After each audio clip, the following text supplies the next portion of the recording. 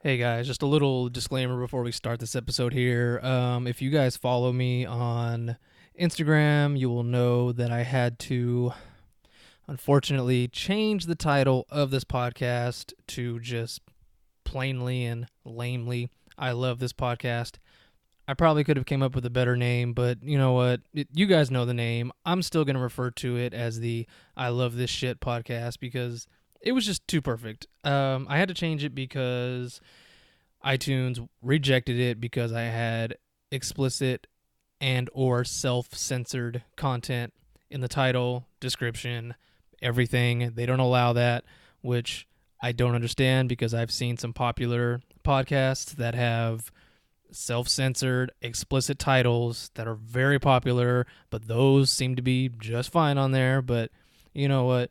Whatever. If I didn't need iTunes, I wouldn't have changed it, but I do need iTunes. They are the leading provider, or rather the biggest place to get podcasts that has the most users, and also third-party apps pull from the iTunes feed, so that helps me get to third-party apps as well. So, I hate to say it is what it is, but that's what this is, guys. It is what it is. So, anyways, just want to let you guys know that I'm still going to refer to it as the I Love This Shit podcast. You guys know what it's called, so, anyway, let's get on with the episode.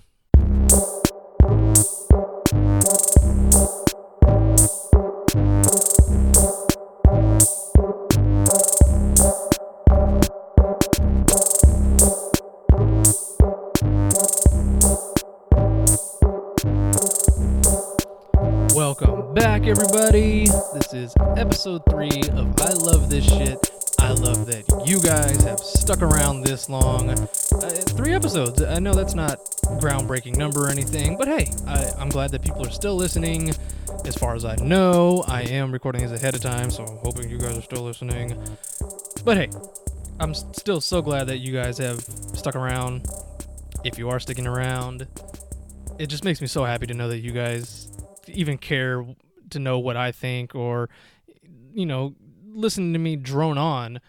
It's just so awesome. Anyway, so why are we here today, guys? Well, we are here to talk about my top 10 movies of 2017. I know I should have started this podcast a little earlier in the year. We're almost halfway through 2018. But, hey, I needed episode ideas, and this one I thought would be fun because I love movies, obviously, and I thought this would be a good time to talk about my top 10. So this may be a shorter episode, considering that, I'm not going to go into deep analysis of each movie because then this would be a very long episode. Just wanted to give some quick overall thoughts about each movie, and I might do some honorable mentions at the end and maybe a couple dishonorable mentions because there was some movies that I was really looking forward to that definitely did not meet expectations in the slightest. You guys should know a huge one I'm talking about because we all feel the same way about it. Anyway, we'll get to that in the end. Let's get started. In at number 10, we have The Disaster Artist, directed by and starring James Franco as Tommy Wiseau of The Room fame, the movie The Room, the very terrible movie, which I have not seen. I've only seen clips of it, and it does look terrible, but it's really hard to take it seriously, especially now how it's basically considered just a giant meme of itself, a 90-minute long meme, basically. After watching The Disaster Artist, I am kind of curious to watch it and read the book. The book is written by not Tommy Wiseau, but his friend who was with him from the beginning of the Room's inception onwards. Even before that, they were friends. A little bit before that, they met, I believe, at an acting class, and their friendship just kind of grew from there up until Tommy wanted to write The Room and direct it, produce it, have oh man, I'm totally blanking on the other guy's name now. I'm gonna have to look that up. Duh, his name is Greg. Sorry, guys. I'm totally unprepared for that one. I don't know why I blinked on that so bad. His name is Greg. But it was such a fun movie to watch, guys. Seeing James Franco and Dave Franco, who obviously could damn near be twins. They look so much alike. but not playing siblings. It was just that to me had to have been James Franco's idea. Just being very cheeky, the cheeky bastard he is. But you gotta love James Franco, man. I don't care how strange a lot of people think he is. He's just fearless in what he does. He really does not care what he plays, how he plays it, how he goes along with it. Just, he loves what he does, and you can tell because he just has fun and just goes out and does whatever the hell he wants to with any of his movies or roles, even if they're not particularly a movie he's written or directed. But he did a fantastic job in this movie. Everybody did. Obviously, James steals the show because he's playing a show-stealing character. Not even a character. It's a real-life person, even as mysterious as the real-life person is. He's definitely a very eccentric, to put it nicely, individual. Tommy Wiseau. What a guy. Check it out, though, guys. It definitely deserved all its Oscar nominations. I think, I could be wrong, I think it was just for Best Picture. It might have been for acting and other things. Oh no, I'm sorry, it wasn't Best Picture. It was just screenplay. That's insane. It was just the screenplay. Wow. All right then. Well, I just now noticed that my first 3 movies are all Oscar nominees, which takes us into number 9, Lady Bird. If you guys haven't seen Lady Bird, it's a very great coming-of-age movie. I love coming-of-age movies. They're so nostalgic, and just, it's so fun to watch characters almost quite literally grow, depending on what movie you're watching. They could start out as a kid and go into adulthood, like the movie Boyhood. If you guys haven't seen that one, definitely check it out. Very interesting how they made that movie. Look into it. Lady Bird almost has a Juno feel, if you guys have ever seen Juno. I kind of got that vibe from it, but it's totally its own different story. It's very quirky and funny, but also is very serious at times. Laurie Metcalf plays the character Lady Bird's mom. She did a very good job. Definitely deserved her Oscar nomination. The actress that played Lady Bird, I believe you say her name, Saoirse. I believe that's how you say her first name. Saoirse Ronan. She did a very good job as well, playing the titular character.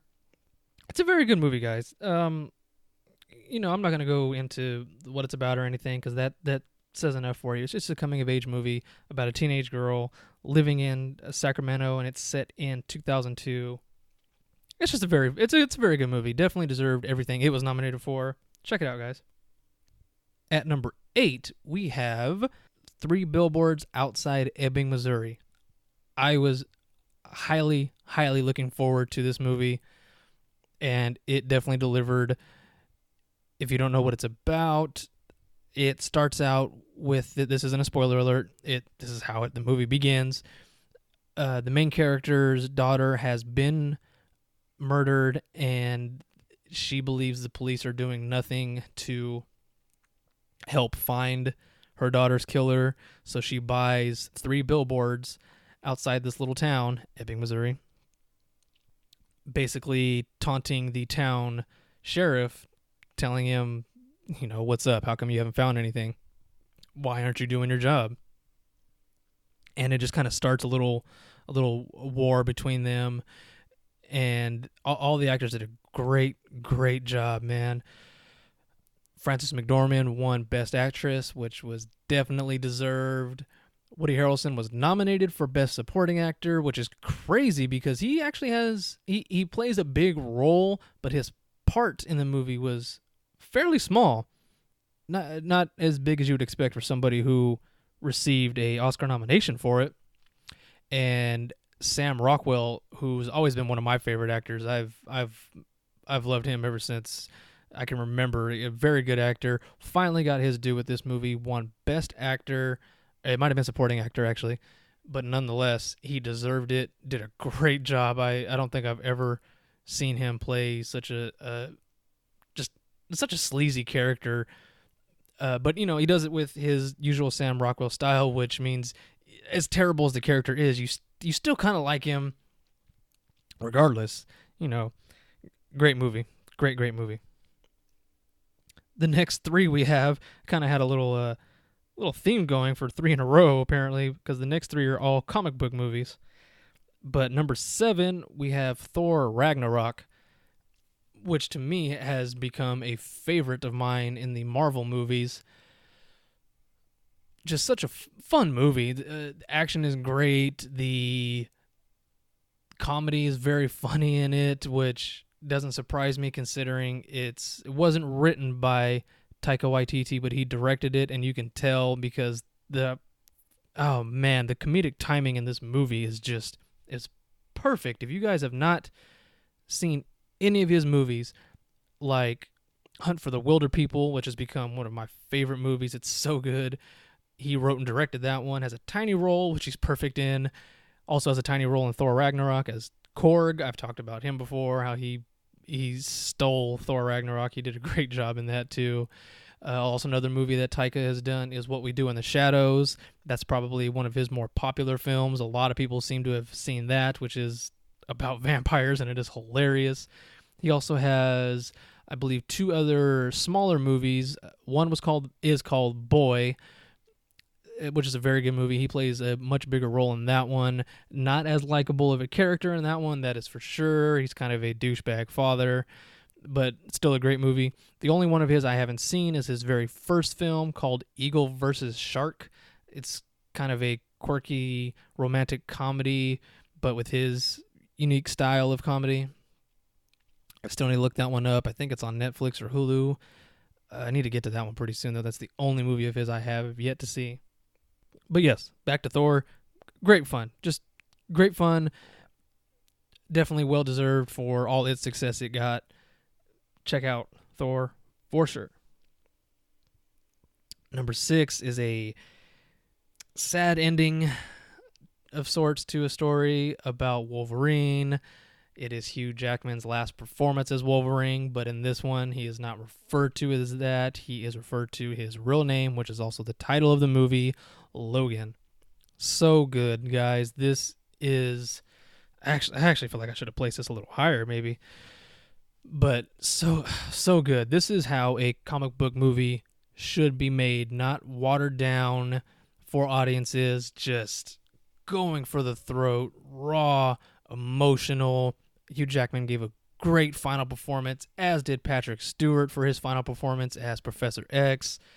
Just both heartbreaking roles. The violence in this movie is very, very brutal, but needed, because if you've even read the tiniest bit amount of X-Men or Wolverine comics, you will know he is not a toned-down character. His rage gets the better of him most times, and when those adamantium claws come out, blood flies, as do the limbs, and which they do in this movie. I'm really glad they did not hold back and decided to go for a hardcore R-rated movie. It was the only way you could end this. Hugh Jackman said, if this is going to be the last one, it has to be done right. Apparently, he took a huge pay cut, so this movie could be rated R, and actually that allowed them to have more freedom with it as well, because the budget wasn't as high. He put up his salary to go towards the movie, which was definitely the smart move. He knew what fans wanted and what we were needing in a final Wolverine movie. I haven't seen the other 2 Wolverine films, and from what I understand, the first one's terrible. The second one is slightly better, but Logan's definitely top tier X-Men movies. I think it's probably my favorite X-Men movie next to X2, X-Men United, I believe is what it's called. I'm totally drawing a blank on that right now. But yes, check out Logan if you have not.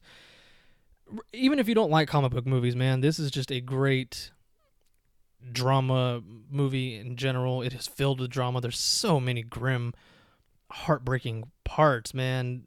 Ugh. Anyway, I could go on the whole episode talking about Logan.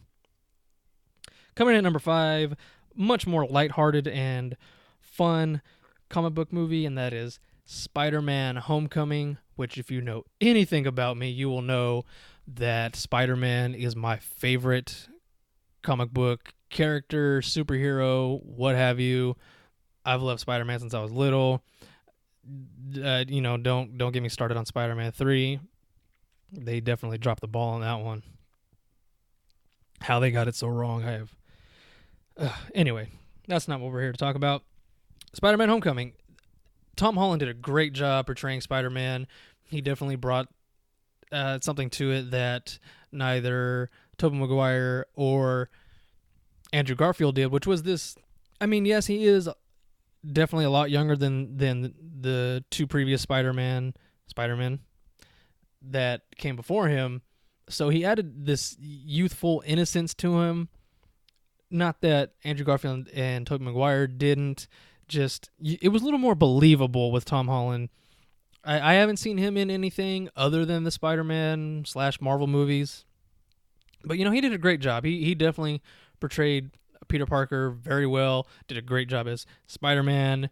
He brought all the quips and lightheartedness that Spider-Man is known for, but also brought the emotional side that Spider-Man can have, or rather that Peter Parker can have. So yeah, they did a great job at not necessarily rebooting this one, because you don't get the Uncle Ben dying storyline or the Mary Jane storyline, which we've already seen done 5 movies prior. Or not, I take that back, I'm sorry. You didn't get Mary Jane in The Amazing Spider-Man, the 2 films with Andrew Garfield, but you did get the Uncle Ben starting story to kick everything off, which, like I said, we've already seen before. We didn't need it again. This was basically just a continuation of Captain America Civil War, because it picks up right where that movie left off, which was a very good, smart thing to do, especially considering that, it's all heading towards Infinity War, needing to wrap everybody's story up. So I'm really looking forward to part 2, which I really hope we get to. Number 4, guys, is such a fun movie. Last year was a good year for fun movies. This one looked good from the get-go, and I wasn't sure how it was going to turn out, but it turned out to be obviously one of my favorites of the year, but also it's a movie I would have loved even more had I seen this as a teenager, maybe even a preteen. It is called Baby Driver. Great action movie. All the driving was done practically. Special effects were done practically where possible. They didn't want to rely on CGI to make everything look good and flashy. They just did it straight old school style. And you know what? It shows, because this had some of the best car action scenes I've seen in a movie probably since, if you guys have ever seen the movie Death Proof, directed by Quentin Tarantino, that was all practical car effects. And car crashes. They did a great job in that one. So Baby Driver is probably one of the best car-related movies in terms of action that I've seen in a long time. Such a fun movie. Great soundtrack. Check out the soundtrack on Spotify, whatever you guys listen to. It's so good. So, coming into the top 3, guys. Here we go. Starting off at number 3 is... That was my terrible attempt at a drum roll. I apologize. Star Wars: The Last Jedi. I know a lot of people are divisive on this one because, spoiler alert, if you haven't seen Star Wars: The Last Jedi, they kind of just got rid of everything they set up in Episode 7, The Force Awakens. They just kind of got rid of it all. Episode 7 set up all these things to happen in Part 2, or 8 rather, and the new writer and director was just kind of like, we don't need any of this. Let's just get rid of it all. Which, I really liked that, because here you are thinking you know what's going to happen. You know what's coming. Well, damn it, you do not, because a lot of the twists and plot that they just threw out the window from the previous film, I was not expecting at all. You were expecting the main bad guy to continue on all the way through to Episode 9, which, if you've seen Episode 8, you know he did not. I'm not going to go into specifics on who I'm talking about, just in case you haven't seen it. But yeah, it's a great entry into the Star Wars canon. I'm really looking forward to episode 9. I'm really excited for it, as I'm sure any Star Wars fan is, regardless if you didn't like The Last Jedi. It's going to be a ride, guys. It's already coming to an end, but we're getting a lot more Star Wars stuff. Speaking of which, I cannot wait for Solo. I'm so looking forward to that. A couple more weeks. Number 2, guys, is probably one of the best adaptations from a book to screen that we've seen in a while. It is from my favorite author. It is my favorite book from this author. I think you guys know by now. I am talking about The Dark Tower. No, I'm just kidding. I am not talking about that movie. Ugh, don't even get me started. I'm talking about It. Stephen King's It. They did an absolute fabulous job bringing this movie to life. A lot of us can gripe that some stuff was left out or some changes weren't what we wanted it to, but you know what? Regardless, they did a damn good job with this movie. You can't deny it. The changes they made were good. There was a couple things I didn't really agree with, and the last 25% of the movie, maybe not even the last quarter, maybe just the last 20 to 25 minutes of the movie weren't as good as it could have been.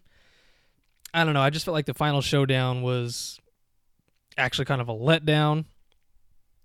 But we'll see how they do chapter 2. I'm really excited because it's in talks to have Bill Hader play Richie, which is who we've always wanted. James McAvoy is in talks to play Bill, which I did not see that coming. I was not really expecting that at all. Anyway, It Chapter 1, so good. All right, we've come to our number 1 pick. This was one that I was looking forward to from the previews, and you thought you had an idea of what it was going to be about. You think you got the feel for it, but then once you finally watched the movie, you realize, oh man, I don't know what is going to happen. I don't think I know what this is about or where it's going, which was great marketing. The fact that they kind of made it look like it was going to be this slasher, straight up horror type movie, but then you see it and you realize it's more psychological thriller with these horror elements. It has a handful of jump scares, but even the non-jump scares were very chilling to watch, and such great commentary on where we are today, and especially in America as a society. If you guys can't tell, I am talking about Get Out, which totally knocked it out of the park every which way. The writing, directing, acting, cinematography, music. I was so happy when I found out that this was nominated for, oh man, a slew of Academy Awards. Best Screenplay, Best Director, Best Picture, Best Actor, which it only won Best Screenplay, but that is fine. I am so glad it won Best Screenplay. Jordan Peele deserved every bit of acclaim and recognition, nomination, whatever. He deserved it all for this movie. You can tell he crafted this to be something different and what he wanted it to be, and not what a studio felt it should be, or this and that, which is the good thing that that movie was made for such a minuscule amount compared to how normal horror movies are produced nowadays. I think normal horror movies are produced between like $15 to $30 million. I think this movie only cost $5 million, which is insane because it looks like a big budget movie. And if you're a fan of horror movies, I definitely recommend you checking it out. Although, like I said, I wouldn't necessarily label it as a horror movie. More psychological thriller than anything, but they did so good. Great job on it. Side note, I feel like I'm Jimmy Fallon recording this episode with all the so goods. Couple honorable mentions I just want to throw out there really quick. One of them being Wonder Woman. They did a great job on that movie as well. The fact that it was directed by a woman and it's supposed to be about empowering women and powerful women. Gal Gadot gave a great performance. Everybody did a great job on that movie. That definitely deserved all the accolades it got and praise it got. Check out Wonder Woman if you haven't. We also have Blade Runner 2049. While it was very good, it didn't make my top 10 list. I'm not really sure why. Maybe it's because I've only seen it once and I really did like it, but I need to watch it again. Only problem is that it's almost 3 hours long. Don't know that it needed to be that long. They might have been able to cut some stuff out, but again, I just need to watch it again. Although it was a great movie, a great successor to the original Blade Runner, which is also a fantastic film, and just both are an astonishing achievement in filmmaking. And one big, giant, dishonorable mention of the year, probably the biggest letdown ever, is The Dark Tower. Guys, I was so disappointed. You know, I didn't expect them to meet or exceed my expectations, but I hoped they would be in the ballpark of people's expectations, and they weren't even in the parking lot. They were miles away down the freeway of mine and a lot of people's expectations. Just changed so much, took so much out. Terrible job at explaining the story. You don't even know who it was marketed to. Is it marketed to a new crowd? Is it pandering to Stephen King / Dark Tower fans? None of that. Just such a jumbled, confused mess. And looking at it as just a movie on its own, not an adaptation or anything, even then, it had this feeling of just being not even a B movie, just a C grade, a D grade movie with terrible dialogue. We all wanted Matthew McConaughey to do a great job, and in a way he does, but you don't get any sense of sinister from him like you do of that character from the books. Instead, you get him very creepily cooking chicken in Jake's mom's kitchen. Idris Elba did do a good job. He did a great job as Roland. They screwed up making Roland a side character. I don't know why they did that. For what Idris had to go off of, he did a good job.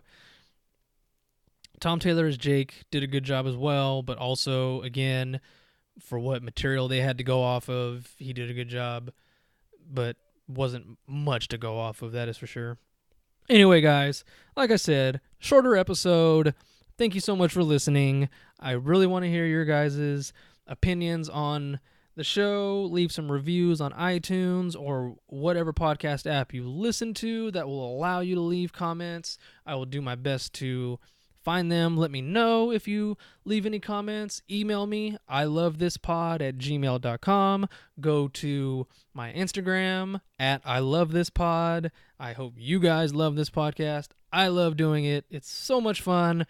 Expect different types of shows coming up. I'm going to try to get some things in the works. Getting some guests on here, whether personal friends I know or people I'm reaching out to hopefully get on the show. I really want to start expanding this a little bit, even though I'm only 3 episodes in, but I don't want to run out of ideas or anything like that anytime soon, even though there's plenty to talk about. But again, I want to expand and get some fresh new ideas in here, not just top 10 lists, talking about reviews and stuff, even though that's the main part of the show. But also, I want to have some very good specialty episodes and not watered down specialty episodes either. I want to try to go big. So thank you guys so much for listening. I can't say it enough. I appreciate all the listeners, all the comments. You guys are awesome. Have a great day. Love it or shut it. Peace.